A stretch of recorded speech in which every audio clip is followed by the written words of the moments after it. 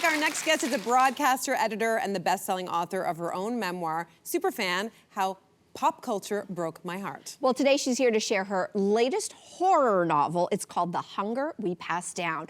Sookfong Lee is back. Welcome back to the Sunshine. It's so good to have you back. I'm you so and your excited. fabulous glasses. This book is a smorgasbord of great stuff, and I'm just gonna list off my 3 favorite things. Intergenerational trauma, motherhood, and family ghosts that we can never outrun. Fun times. Fun times. So tell me more about this book. Oh, well, like my book, the protagonist, her name is Alice. She's a single mom. She runs her own online cloth diaper business, very, very Vancouver, actually, which is where I'm from. Okay. And she wakes up one morning and she finds that all her tasks are done. The house is clean.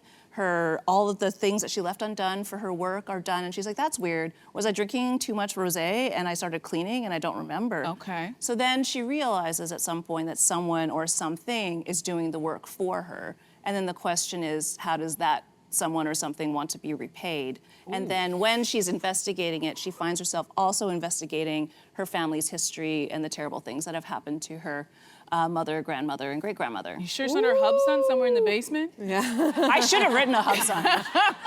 It just chained up in the basement.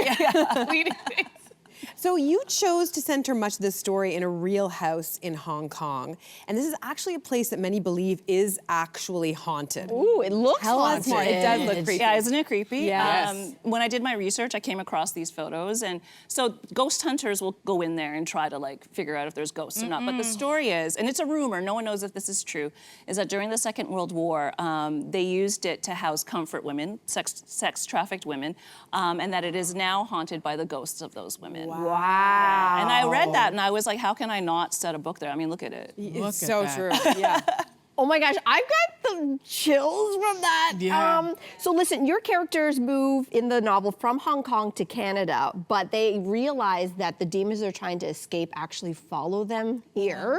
In fact, wherever they go. And this is based, you say, on something that your mother told you about her own migration. What is this story? So when, a few years ago, I was talking to my mom and I was gonna go to Asia, I said, do you wanna go back to Hong Kong? And she said, no, I don't wanna go back there. The Hong Kong I remember is what I brought with me. And she didn't want to disturb that.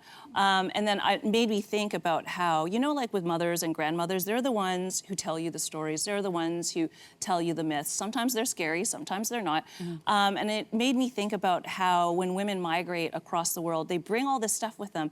And if you're like an adventurous type person, which you might be if you're moving across the world, you might think that you're escaping old hurts or old traumas, but you're really not. You can take the girl out of the city, but you can never take the city out of the girl. Yeah, that's so true. That's so true. All right, so you also write in your book, the world always wanted Chinese women to be soft and silent. And I've heard these conversations before, but tell me what this means to you. I think that like for women of the Asian diaspora, like expressing rage or, criticism or whatever is not something that's like encouraged. And people expect us to like do their taxes or like teach their kids piano lessons, And I always think to myself, what can I do to do the thing that's like unexpected?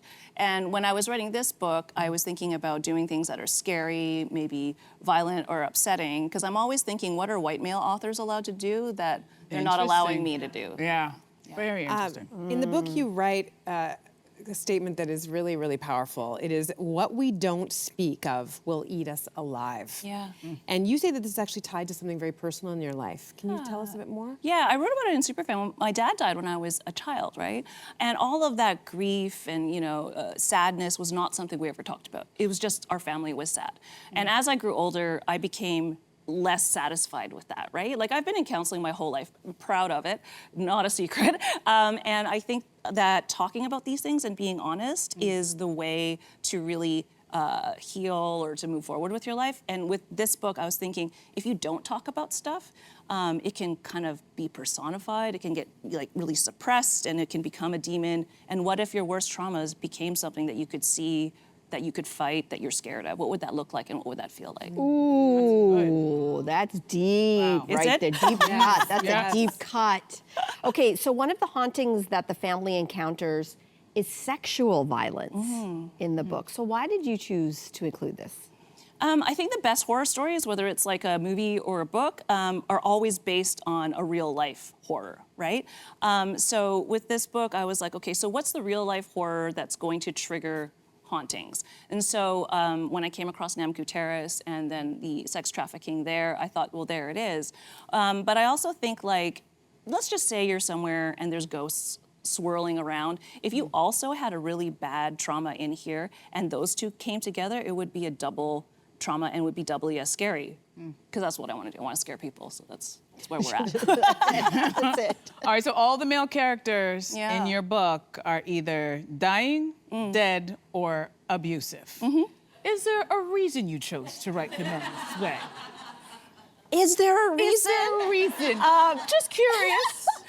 Okay, so like, I grew up in a household of all women, right? I have 4 older sisters and my mom, and I am completely uninterested in writing the stories of men in general. And so for me, in this book, the narrative tool are men, but I'm really interested in the relationships between women, in between grandmothers, mothers, and daughters. Gotcha. So the men, it's fine. They'll be fine. They're fine. They'll be fine.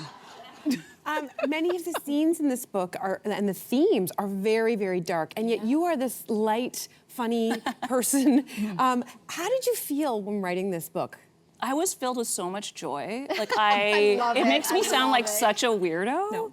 You know, but like I feel sometimes like we all live through hard times and we all have these things that are painful or whatever. And I always think it's no fun to be traumatized, so I may as well make something out of it. Make art? Yeah, why not? Yeah, love it. And it's called The Hunger We Pass Down is what you made out of it. And congratulations. Thank you. On the novel, Jen. Again, it is called The Hunger We Pass Down. It is out now wherever you buy your books. But studio audience, you're going home with your copy today. Yes. So great. Hey, you, come a bit closer. We've got so many more must-see interviews, spicy debates, lifestyle tips, and pop culture moments. So subscribe to our channel by tapping the logo below and don't miss out.